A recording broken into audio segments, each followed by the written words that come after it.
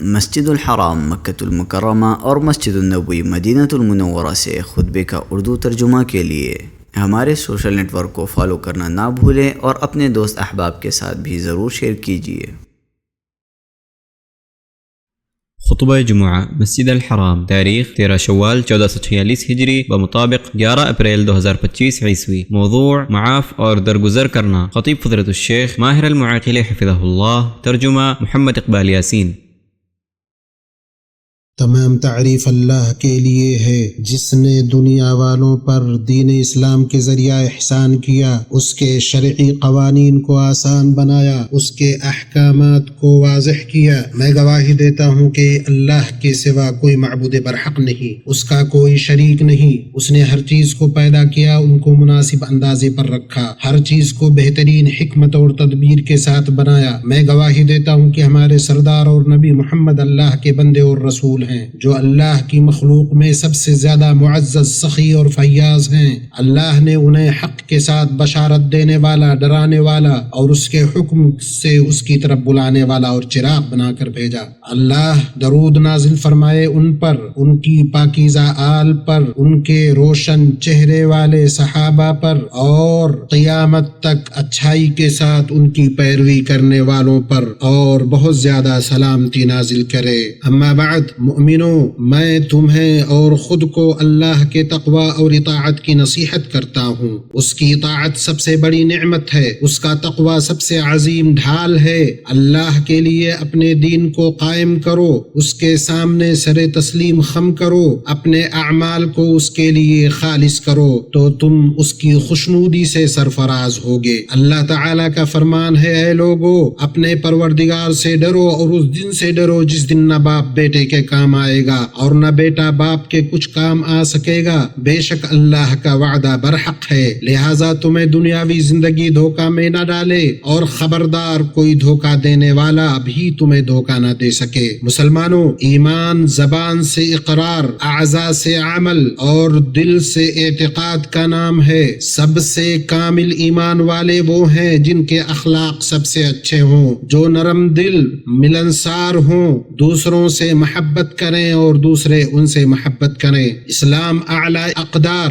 اور بہترین صفات کو پروان چڑھانے آیا ہے۔ یہ دین اتحاد پیدا کرتا ہے، اختلاف نہیں، تعمیر کرتا ہے، ڈھاتا نہیں۔ ایسا دین جو آسانی، سہولت، شفقت اور نرمی پر قائم ہے، جیسا کہ اللہ تعالی نے فرمایا، اللہ تمہارے لیے آسانی چاہتا ہے، مشکل نہیں چاہتا۔ نرم دلی ایک عظیم صفت ہے۔ اس کی عظمت کے پیش نظر نبی کریم صلی اللہ علیہ وسلم نے صبر کے ساتھ اس کو ملایا ہے اور اس کو ایمان کی ایک علامت قرار دیا۔ چنانچہ مصنف ابن ابی شیبہ میں حضرت جابر رضی اللہ عنہ سے مروی ہے کہ رسول اللہ صلی اللہ علیہ وسلم سے پوچھا گیا، اللہ کے رسول، سب سے بہتر عمل کون سا ہے؟ آپ نے فرمایا، صبر اور نرم دلی۔ پوچھا گیا، سب سے کامل ایمان والا کون ہے؟ آپ نے فرمایا، سب سے اچھے اخلاق والا۔ صبر انسان کو منع کردہ چیزوں کو چھوڑنے پر ابھارتا ہے، نرم دلی احکام کی بجاوری پر آمادہ کرتی ہے، یہ خوش اخلاقی اور لوگوں کے ساتھ بھلائی کو یکجا کرتی ہے، کیونکہ اللہ تبارک و تعالیٰ کی رضا جوئی کے لیے یہ معاملات میں آسانی،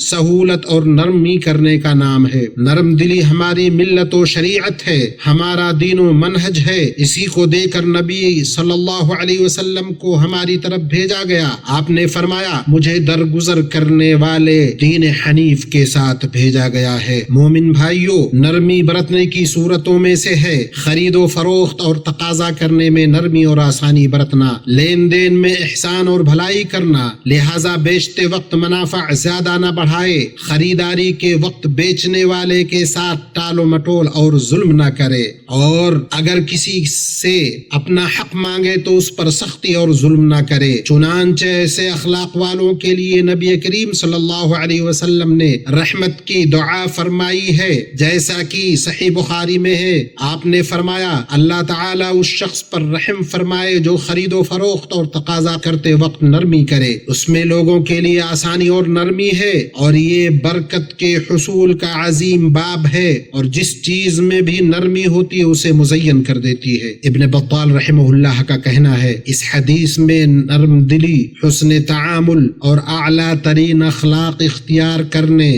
بحث و تکرار کو ترک کرنے، خرید و فروخت میں نرمی کرنے کی ترغیب ہے، اور یہ اس میں برکت کا سبب ہے، کیونکہ نبی صلی اللہ علیہ وسلم نے اپنی امت کو صرف اسی چیز کی ترغیب دی ہے دنیا و آخرت میں جو اس کے لیے نفع بخش ہے۔ بھائیو، جو شخص نرم دلی سے متصف ہوتا ہے اس کی روح بلند ہوتی ہے، اس کا نفس پاکیزہ ہوتا ہے، اس کے اخلاق نرم ہوتے ہیں، اس نرم دلی کا نتیجہ یہ ہوتا ہے کہ مخلوق اور خالق دونوں اس کے ساتھ نرمی کا معاملہ کرتے ہیں۔ مسند احمد میں مروی ہے کہ رسول اللہ صلی اللہ علیہ وسلم نے فرمایا نرمی کرو تمہارے ساتھ نرمی کی جائے گی۔ صحیح مسلم میں ہے آپ صلی اللہ علیہ وسلم نے فرمایا تم سے پہلے کی امت میں ایک شخص کا حساب کیا گیا تو اس کے نام اعمال میں اس کے سوا کوئی نیکی نہیں ملی کہ وہ لوگوں کے ساتھ مل جل کر رہتا تھا، وہ مالدار تھا، اپنے خادموں سے کہتا کہ تنگ دست سے درگزر کیا کرو۔ نبی صلی اللہ علیہ وسلم نے کہا اس پر اللہ عز و جل نے فرمایا ہم اس سے زیادہ درگزر کرنے والے ہیں، اسے چھوڑ دو۔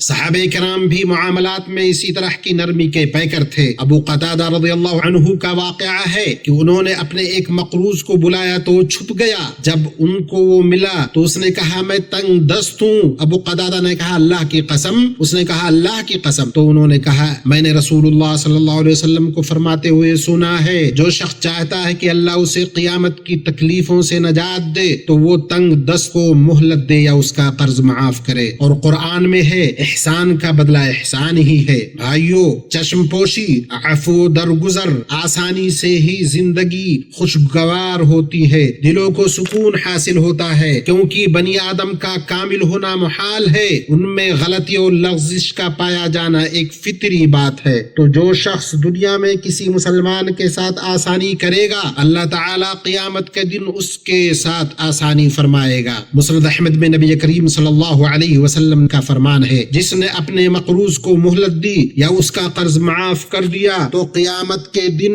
وہ عرش الہی کے سائے میں ہوگا۔ نرم دلی میں سے یہ بھی ہے کہ کوئی شخص اگر اپنے خرید و فروخت پر نادم ہو تو اس بیع کو فسخ کر دیا جائے۔ سنن ابی داؤد میں ہے کہ رسول اللہ صلی اللہ علیہ وسلم نے فرمایا جس نے کسی مسلمان کا سودا واپس کر لیا اللہ تعالیٰ قیامت کے دن اس کی لغزش کو معاف کرے گا۔ بیع کو فسخ کرنے کا مطلب ہے خرید یا فروخت کے معاملے میں رجوع کر لینا۔ ذو النورین عثمان رضی اللہ عنہ کا واقعہ ہے، انہوں نے ایک شخص سے زمین خریدی لیکن وہ شخص رقم وصول کرنے میں تاخیر کرنے لگا۔ جب اس سے ملاقات ہوئی تو اس سے پوچھا تمہیں اپنا مال لینے سے کس چیز نے روکا ہے؟ تو اس نے کہا آپ نے مجھے نقصان پہنچایا ہے، میں جس سے بھی ملتا ہوں مجھے ملامت کرتا ہے۔ عثمان رضی اللہ عنہ نے فرمایا کیا یہی چیز تمہیں روک رہی؟ اس نے کہا ہاں۔ تو آپ نے کہا تم اپنی چیز اور قیمت میں سے جو چاہو لے لو، اور کہا کہ رسول اللہ صلی اللہ علیہ وسلم نے ارشاد فرمایا اس شخص کو جنت میں ضرور اللہ داخل کرے گا جو آسانی برتنے والا ہو، خواہ وہ خریدار ہو یا دکاندار، ادا کرنے والا ہو یا تقاضا کرنے والا۔ نرم دلی میں سے یہ بھی ہے کہ قرض ادا کرنے والے کی استطاعت نہ رکھنے والے تنگ دست کو مہلت دی جائے، ممکن ہے اللہ اس کے لیے کوئی سبیل پیدا فرما دے، یا وہ اپنا قرض ادا کر دے یا پورے قرض کو یا اس کا کچھ حصہ معاف کر دیا جائے، جیسا کہ اللہ نے فرمایا اگر قرض دار تنگ دست ہو تو اسے آسانی تک مہلت دو، اور اگر تم معاف کر دو یہ تمہارے لیے بہتر ہے بشرط یہ کہ تم سمجھو۔ اللہ تعالیٰ نے مہلت دینے والوں کے لیے عظیم اجر و ثواب کا وعدہ فرمایا ہے۔ مسند احمد میں ہے حضرت بریدہ رضی اللہ عنہ سے روایت ہے کہ میں نے رسول اللہ صلی اللہ علیہ وسلم کو فرماتے سنا جو کسی تنگ دست مقروض کو مہلت دے اسے ہر دن کے بدلے اتنا ہی صدقہ کرنے کا ثواب ملے گا۔ وہ کہتے ہیں پھر میں نے نبی صلی اللہ علیہ وسلم کو فرماتے ہوئے سنا جو کسی تنگ دست مقروض کو مہلت دے اسے ہر دن کے بدلے 2 گنا صدقہ کرنے کا ثواب ملے گا۔ میں نے کہا عرض کیا اللہ کے رسول میں نے آپ کو اس طرح کہتے ہوئے سنا ہے۔ آپ صلی اللہ علیہ وسلم نے فرمایا قرض کی ادائیگی کے وقت سے قبل اسے روزانہ 1 گنا ثواب ملتا ہے، اور قرض کی ادائیگی کا وقت ہونے کے بعد مہلت دینے پر اسے دوگنا ثواب ملے گا۔ ایمانی بھائیوں، عقل مند وہی ہے جو فضیلت کے کاموں کو غنیمت جانے، کیونکہ ان کے اوقات بہت کم ہے اور شاید وہ دوبارہ نہ ملے۔ نرم دلی ایک ایسا بلند مرتبہ ہے جس کی توفیق بڑے نصیبہ والوں کو ملتی ہے۔ چنانچہ اللہ سے ڈرو، اللہ تم پر رحم کرے، اور آپسی تعلقات درست کرو۔ آج نیک اعمال آگے بھیجو گے جنہیں کل تم اپنے سامنے پاؤ گے۔ تم میں سے جو لوگ صاحب فضل اور صاحب مقترت ہیں، وہ اس بات کی قسم نہ کھا بیٹھیں کہ اپنے رشتہ دار مسکین اور مہاجر کی مدد نہ کریں، انہیں معاف کر دینا چاہیے اور درگزر کرنا چاہیے۔ کیا تم نہیں چاہتے اللہ تمہیں معاف کرے؟ اللہ تو بہت زیادہ معاف کرنے والا ہے۔ اللہ تعالیٰ مجھے اور آپ کو قرآن عظیم میں برکت دے اور اس کی آیات و ذکر حکیم سے نفع پہنچائے۔ بے شک وہ بہت عطا کرنے والا، مغفرت کرنے والا ہے اور بہت زیادہ معاف کرنے والا ہے۔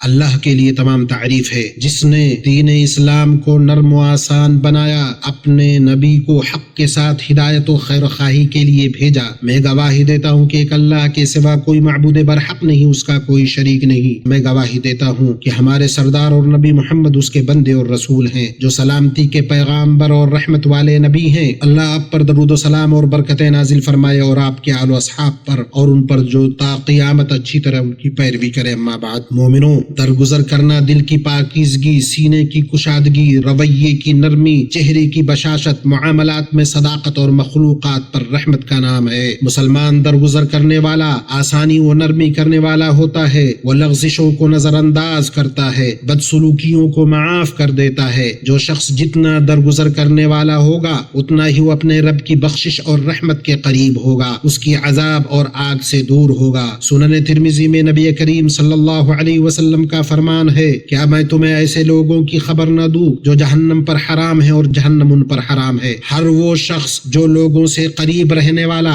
آسانی کرنے والا، نرم اخلاق والا ہے۔ مومنوں، مہلت دینے، درگزر کرنے کی ترغیب کا یہ مطلب نہیں کہ لوگوں کا مال نہ حق ہڑپ کر لیا جائے، قرضہ نہ ادا کیا جائے، حیلہ بازی کی جائے۔ جو شخص ایسا ارادہ رکھتا ہے وہ خود کو ہلاکت میں ڈالتا ہے۔ صحیح بخاری میں ہے، رسول اللہ صلی اللہ علیہ وسلم نے فرمایا، جو شخص لوگوں کا مال ضائع کرنے کے ارادے سے لیتا ہے، اللہ اسے تباہ کر دے گا، یعنی اللہ اس کا مال اس کے ہاتھ سے چھین لیتا ہے، اور وہ اپنی بری نیت کی وجہ سے اس مال کا فائدہ نہیں اٹھا پاتا، نیز آخرت میں بھی اللہ تعالیٰ اس کے قرض کو ضائع کرنے پر سزا دے گا۔ آپ صلی اللہ علیہ وسلم نے اس شخص کو ظالم اور گناہگار قرار دیا جو قرض ادا کرنے کی استطاعت رکھنے کے باوجود اس کی ادائیگی میں ٹال مٹول کرتا ہے۔ صحیحین میں آپ کا فرمان ہے، مالدار کا قرض کی ادائیگی میں ٹال مٹول کرنا ظلم ہے۔ اللہ کے بندو، لوگوں کے مالوں میں لاپرواہی اختیار کرنے سے بچو، کیونکہ بسا اوقات میت کو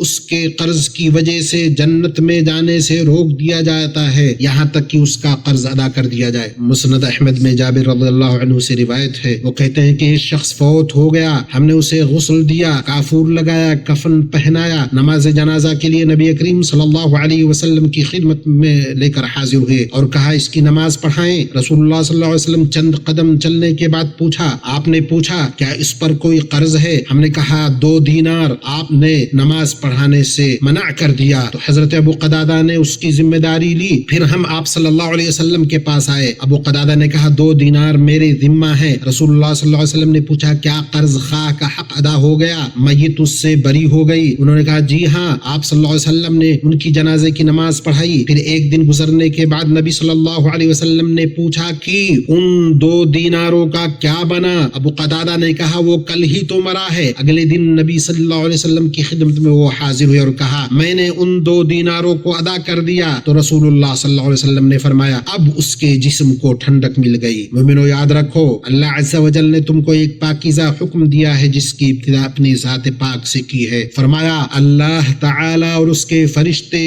اس نبی پر رحمت بھیجتے ہیں اے ایمان والو تم بھی ان پر درود بھیجو اور خوب سلام بھیجتے رہا کرو۔ اے اللہ درود نازل فرما محمد اور ان کی آل و اولاد پر، جیسا کہ تو نے درود نازل فرمائے ابراہیم پر، اور برکتیں نازل فرما محمد اور ان کی آل و اولاد پر جیسا تو نے ابراہیم پر برکتیں نازل فرمائی۔ یقیناً تو قابل حمد اور بزرگی والا ہے۔ اے اللہ تو راضی ہو جا خلفائے راشدین ابو بکر عمر عثمان و علی سے اور تمام صحابہ کرام اور تابعین سے اور لوگوں سے جنہوں نے روز جزا تک اچھی طرح سے ان کی پیروی کی، اور ان کے ساتھ ہم سے بھی راضی ہو جا اپنے عفو کرم اور سخاوت سے ارحم الراحمین۔ اے اللہ اسلام اور مسلمانوں کو غلبہ عطا کر، اس ملک کو اور مسلمانوں کے بقیہ ملکوں کو پرامن پرسکون خوشحال بنا۔ اے اللہ ہمیں ہمارے ملکوں میں محفوظ رکھ، ہمارے سربراہوں اور حکمرانوں کی اصلاح فرما۔ اے اللہ ہمارے سربراہ خادم حرمین شریفین کو، ان کے امانت دار ولی عہد کو اور مسلمانوں کے تمام حکمرانوں کو اس بات کی توفیق دے جس میں اسلام کا غلبہ اور مسلمانوں کی درستگی ہو اور جس میں